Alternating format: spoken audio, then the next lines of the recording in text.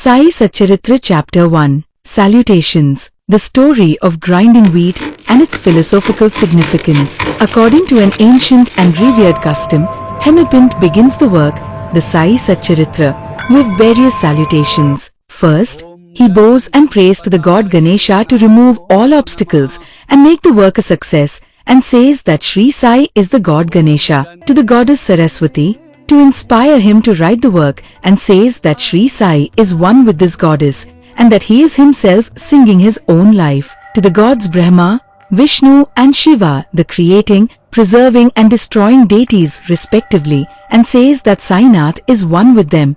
And Sai, as the great teacher, will carry us across the river of worldly existence. To his tutelary deity, Narayan Adinath, who manifested himself in Konkan, the land reclaimed by the Lord Rama from the sea, and to the Adi Purusha, original male ancestor of the family. Then to Bhardwaja Muni, into whose clan he was born, and also to various saints, Yajnavalkya, Bhrigu, Parshara, Narad, Vedvyas, Sanak, Sanandan, Sanat Kumar, Shuka, Shaunak, Vishwamitra, Vasisht, Valmiki, Vamdev, Jamini, Vashampayan, Nava Yogindra, and also to modern saints such as Nivritti, Gyandev, Sopan, Muktabai, Janardhan, Eknath, Namdev, Tukaram, Kanha, and Narhari. To his grandfather Sadashiv, father Raghunath, his mother who passed away in his infancy,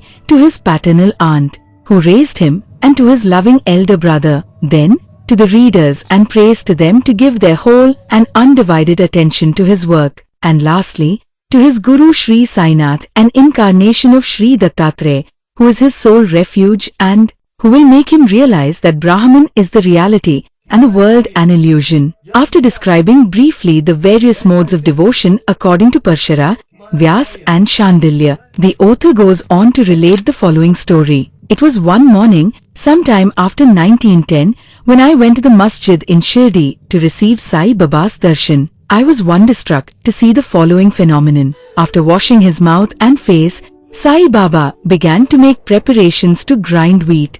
He spread a sack on the floor and thereon set a hand mill. He took some quantity of wheat in a winnowing fan, and then drawing up the sleeves of his kafni, robe, and taking hold of the peg of the hand mill, started grinding the wheat. By putting a few handfuls of wheat in the upper opening of the mill and rotating it, I thought to myself, what business had Baba with the grinding of wheat, when he possessed nothing, stored nothing and lived on alms? Some people who had come there thought likewise, but none had the courage to ask Baba what he was doing.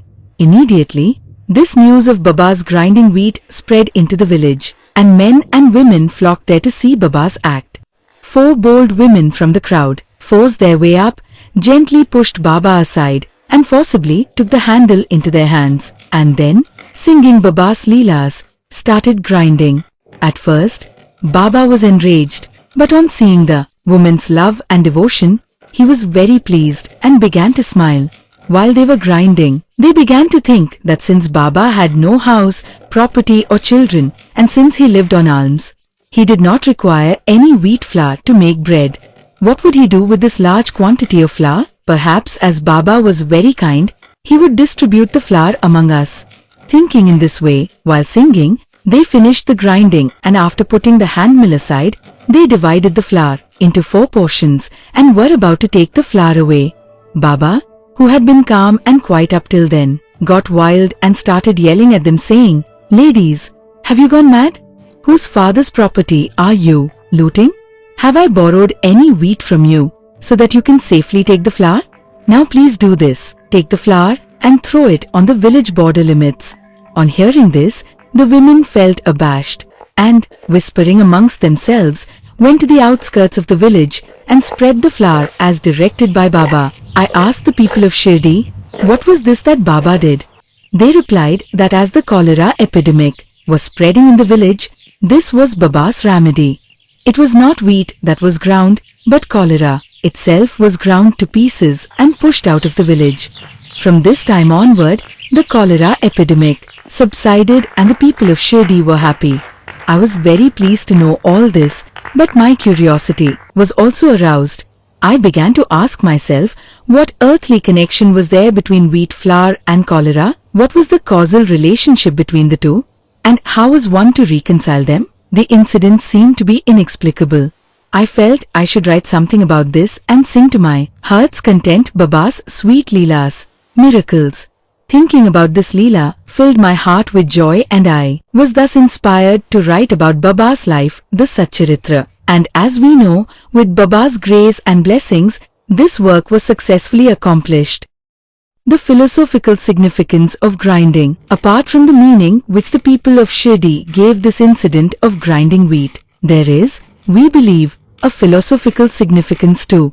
Sai Baba lived in Shirdi for about 60 years, and during this long period, he did the business of grinding almost every day. Not the wheat alone, but the sins, the mental and physical afflictions and the misery of his innumerable devotees. The two stones of his mill consisted of karma and bhakti, devotion, the former being the lower and the latter the upper. The handle with which Baba worked the mill was Janana. It was the firm conviction that knowledge or self-realization is not possible unless there is the prior act of the grinding of all our impulses, desires, sins, and of the four gunas, sattva, raja, tama, and the ahmakara, ego, which is so subtle and therefore so difficult to get rid of. This reminds me of a similar story about Kabir, who upon seeing a woman grinding corn, said to his guru Nipthiranjana, I am weeping because I feel the agony of being crushed in this wheel of worldly existence, like the corn in that handmill. Nipthiranjana replied, Do not be afraid. Hold fast to the handle of knowledge of this mill, as I do, and do not wander far from the same, but instead turn inward to the center, and you are sure to be saved. Bo to Shri Sai, peace be to all.